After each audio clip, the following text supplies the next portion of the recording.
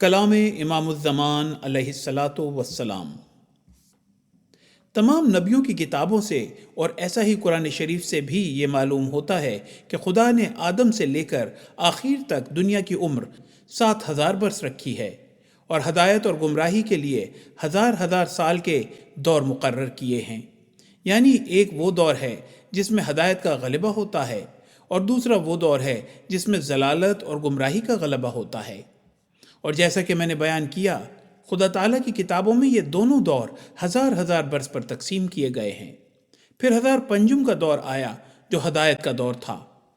یہ وہ ہزار ہے جس میں ہمارے نبی صلی اللہ علیہ وسلم مبعوث ہوئے، اور خدا تعالیٰ نے حضرت صلی اللہ علیہ وسلم کے ہاتھ پر توحید کو دوبارہ دنیا میں قائم کیا۔ بس آپ کے منجانب اللہ ہونے پر یہی ایک نہایت زبردست دلیل ہے کہ آپ کا ظہور اس سال کے اندر ہوا جو روز ازل سے ہدایت کے لیے مقرر تھا۔ اور یہ میں اپنی طرف سے نہیں کہتا، بلکہ خدا تعالیٰ کی تمام کتابوں سے یہی نکلتا ہے، اور اسی دلیل سے میرا دعویٰ مسیح موعود ہونے کا بھی ثابت ہوتا ہے، کیونکہ اس تقسیم کی روح سے 1000 ضلالت کا ہزار ہے، اور وہ ہزار ہجرت کی 3 صدی کے بعد شروع ہوتا ہے اور 14ویں صدی کے سر تک ختم ہوتا ہے۔ اس 6,000 کے لوگوں کا نام حضرت صلی اللہ علیہ وسلم نے فیض عوج رکھا ہے، اور 7واں ہزار ہدایت کا ہے جس میں میں موجود ہوں۔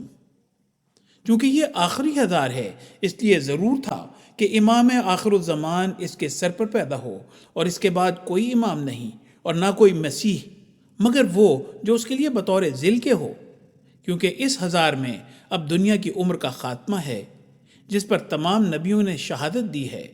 اور یہ امام جو خدا تعالیٰ کی طرف سے مسیح موعود کہلاتا ہے وہ مجدد صدی بھی ہے اور مجدد الف آخر بھی۔ اس بات میں نصارہ اور یہود کو بھی اختلاف نہیں کہ آدم سے یہ زمانہ 7واں ہزار ہے، اور خدا نے جو سورہ والعصر کے اعداد سے تاریخ آدم میرے پر ظاہر کی، اس سے بھی یہ زمانہ جس میں ہم ہیں 7واں ہزار ہی ثابت ہوتا ہے۔ اور نبیوں کا اس پر اتفاق تھا کہ مسیح موعود 7ویں ہزار کے سر پر ظاہر ہوگا اور 6 ہزار کے آخر میں پیدا ہوگا، کیونکہ وہ سب سے آخر ہے جیسا کہ آدم سب سے اول تھا۔